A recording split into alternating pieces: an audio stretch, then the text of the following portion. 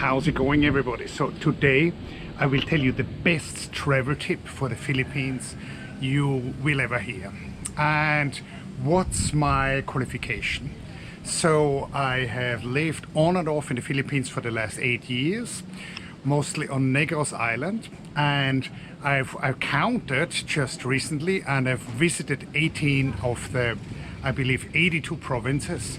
And with visited, I mean actually spent at least a night there and explored. So, and then, you know, some of these provinces like Bohol, I've visited multiple times, and, you know, Cebu. So I've also done this mostly relatively on the cheap, so that typically improves your travel you know, tip giving, because if you have a lot of money, everything is easy, but you know, easy is not always fun. So I will now give you the #1 travel tip for coming to the Philippines, and then I will give you 2 reasons why it's true. So this tip is take your time, absolutely take your time. And there are 2 reasons for that. One is pragmatic logistics, and the other one is the vibe. Now, what do I mean by that? So, in terms of logistics, the Philippines, you know, as already indicated by the plural in the country name, are a number of islands. And you know how many exactly? That changes depending on, you know, erosion and how people count. Now, but there are more than 7,000. So, that, you know, let's compare. If you want to go from Munich to Hamburg, the 2 things which are very different, there's no ocean in between Munich and Hamburg.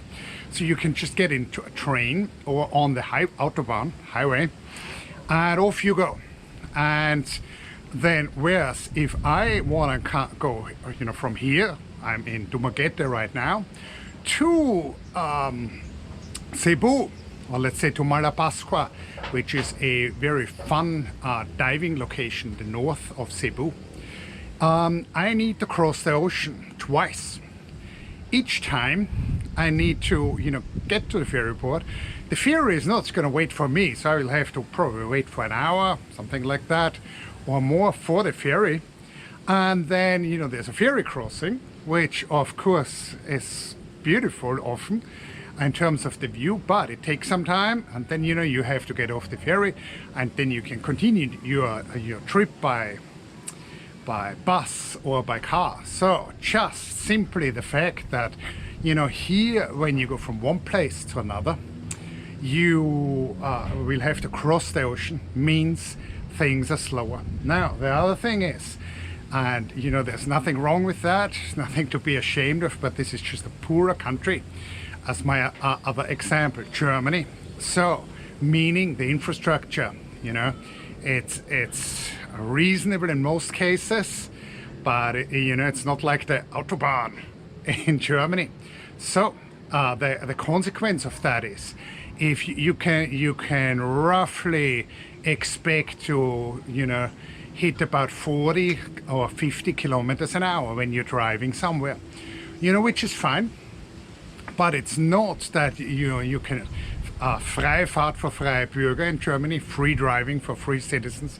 There's no speed limit, right? So sometimes you can, you know, hit 150 kilometers an hour. So 180 if you have like a kick-ass car, and if there's nobody else on the road. Consequences, you know, even if you just want to cross, you know, or drive along the length of Cebu, which is, you know, I believe it's about 200 kilometers, then, you know, this will take you much longer than the equivalent distance in on a highway system in Europe. Now, so then, you know, sometimes friends talk to me and they would say, well, we want to go to the Philippines, we have 2 weeks, we want to visit, you know, Cebu, Bohol, Negros, and maybe Boracay, you know. And if you plan to visit too many places at you know, in a too short amount of time, what will happen? 2 things will happen. You will spend a lot of time, you know, waiting. You will spend a lot of time in buses, on ferries, and you will spend less time than you probably expected in on beaches. Now, just as an example, a few years ago, I went from Malapascua to back to Dumaguete, so I had to take a little boat to the big boat. I had to wait for that. Then there was a crossing, beautiful views, but still it took a while. Then I had to wait for a van. Then a van came, took another 30 minutes before the van left. Went to Cebu City. There was a lot of traffic there. Then in the south of Cebu, there were some, village festas, celebrations of the village saints. So that slowed us down further. Then there was a ferry crossing here. We had to wait for the ferry. So it took us, I believe, 21 hours to get from Malapascua to Dumaguete. To compare a flight from Manila to Austria takes 17 hours. So, this is, you just have to go with the flow. You have to enjoy the views. You have to look outside. You're going to see water buffaloes, beautiful landscapes. But you just have to be aware that any kind of transit, even between neighboring islands, could take a long time. So if you have 2 weeks, probably you should visit 2 destinations and not much more. Otherwise, you will be traveling a lot of your time. And the other thing is, particularly don't plan any ocean crossings or anything like that before you fly out. Because, another thing about the ocean is there are waves. So and sometimes the ferries can't go. It's not safe.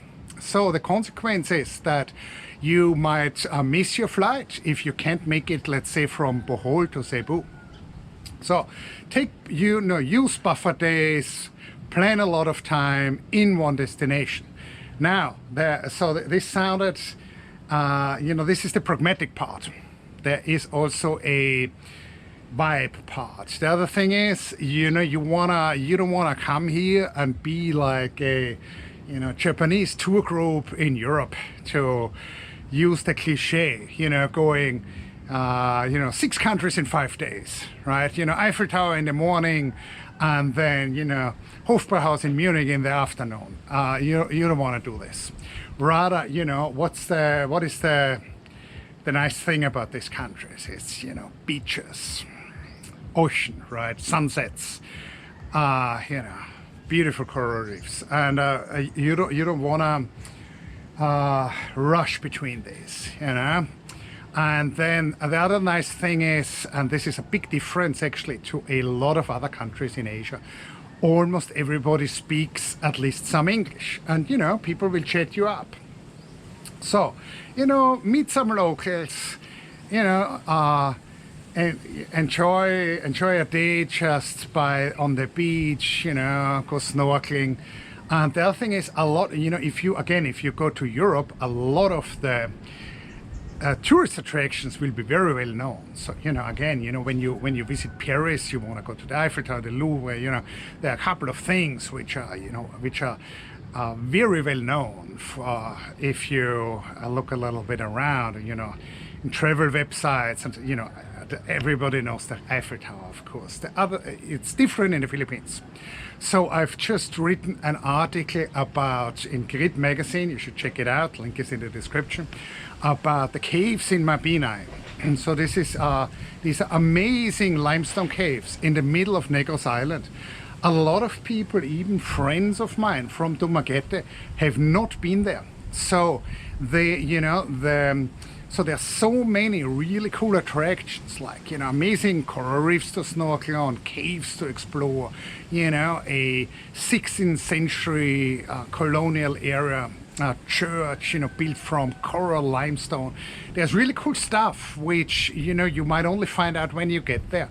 So if you take some extra time, you're gonna have time to visit these cool attractions. Now, I hope this was useful. There will be another video in 2 weeks with tips 2 and 3, which are also important. So this was tip number 1, take your time.